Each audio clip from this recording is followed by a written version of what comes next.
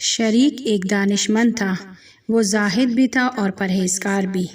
دنیا اور دنیا کے چاہنے والوں سے خود کو دور کر رکھا تھا، خاص طور پر مہدی عباسی کی خلافت کے نظام سے خود کو اس نے دور رکھا تھا، اور وہ لوگ جو ان کے ساتھ اٹھتے بیٹھتے تھے اس سے بھی بیزاری اختیار کر رکھی تھی۔ مہدی عباسی شریک کے اس رویے کی وجہ سے بہت ناراض تھا اور کسی فرصت کے پیچھے تھا تاکہ اس کو اپنے جال میں پھنسا سکے اور اس کے دین کو برباد کر دے۔ اتفاق سے ایک دن خلیفہ اپنے ساتھیوں کے ساتھ موجود تھا۔ اتفاق سے وہاں پر سے شریک کا گزر ہوتا ہے۔ مہدی عباسی بہت خوش ہوتا ہے اور اس کو بہت عزت و احترام سے بلاتا ہے اور اس سے کہتا ہے کہ ہم آپ کے ساتھ رفت و آمد سے بہت زیادہ خوشحال ہوتے ہیں، آپ کیوں ہم سے کنارہ کشی اختیار کیے ہوئے ہیں؟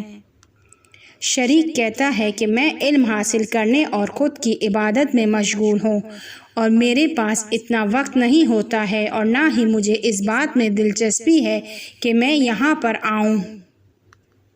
اب مہدی عباسی نے چاپلوسی شروع کر دی اور اس سے کہا کہ آپ جیسا اتنا بڑا عالم کہ جسے ہر بات کا علم ہے، ضروری ہے کہ وہ مسلمانوں کی خدمت کرے، اور اس کام کے لیے ہم سے جو ہو سکا ہم آپ کی خدمت میں پیش کریں گے۔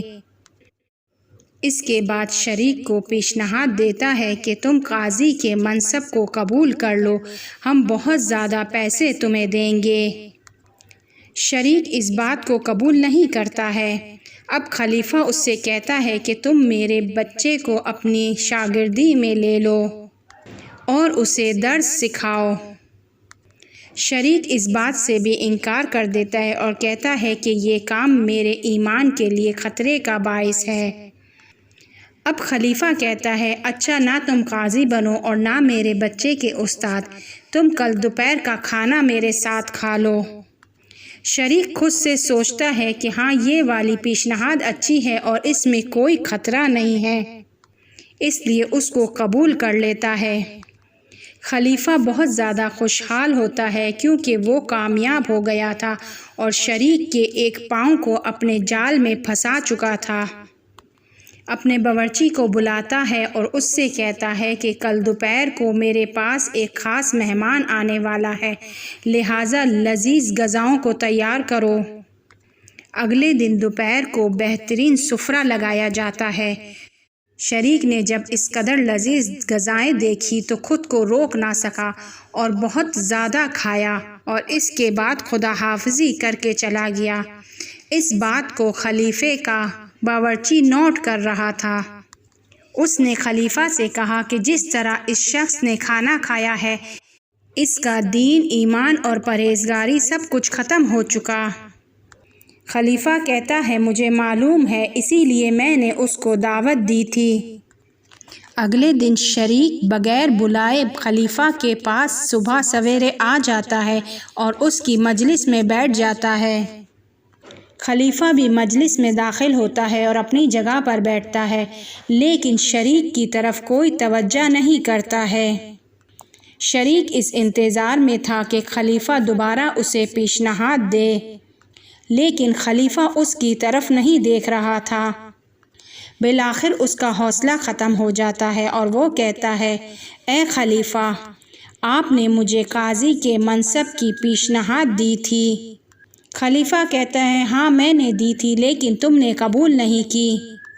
اب شریک کہتا ہے کہ یہ میرے لیے بہت افتخار کی بات ہے کہ آپ کی جانب سے مجھے یہ منصب عطا ہو۔ خلیفہ حکم دیتا ہے کہ شریک کو قاضی کا منصب دیا جائے اور اسے مناسب حقوق دیے جائیں۔ اس کے بعد شریک وہیں پر خاموش بیٹھا رہا اور اس انتظار میں تھا کہ خلیفہ اپنی دوسری پیشنہاد کو اسے دے گا، لیکن خلیفہ نے اس کی طرف کوئی توجہ نہیں کی۔ اب شریک نے دوبارہ خلیفہ کو مخاطب کیا اور اس سے کہا کہ آپ نے اپنے فرزند کے لیے مجھے پڑھانے کا کہا تھا۔ خلیفہ نے کہا ہاں، میں نے کہا تھا لیکن تم منع کر چکے تھے۔ اب شریک کہتا ہے کہ میں آپ کے اختیار میں ہوں، آپ کا نوکر ہوں اور آپ کا خدمت گزار ہوں اور آپ کے فرزند کو تعلیم دوں گا۔ خلیفہ حکم دیتا ہے کہ اس کے لیے حقوق معین کیے جائیں۔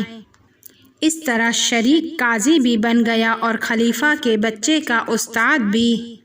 حرام مال اور دنیا کی محبت نے خود کا کام کر دکھایا، اور جس طرح باورچی نے کہا تھا کہ اس کا ایمان ختم ہو گیا، بالکل ایسا ہی ہوا۔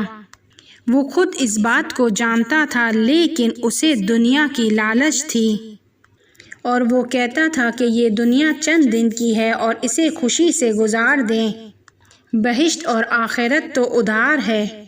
شریک کے جس نے اپنا تمام دین، اپنے تمام فضائل اور کمالات کو زمین پر رکھ دیا تھا اور پاؤں تلے رون دیا تھا، ایک دن اپنے حقوق لینے کے لیے جاتا ہے۔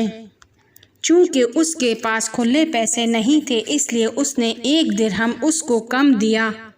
شریک نے بہت اصرار کیا، جس پر اس نے کہا کیا تم نے مجھے کپڑے بیچے ہیں جو اس قدر اصرار کر رہے ہو؟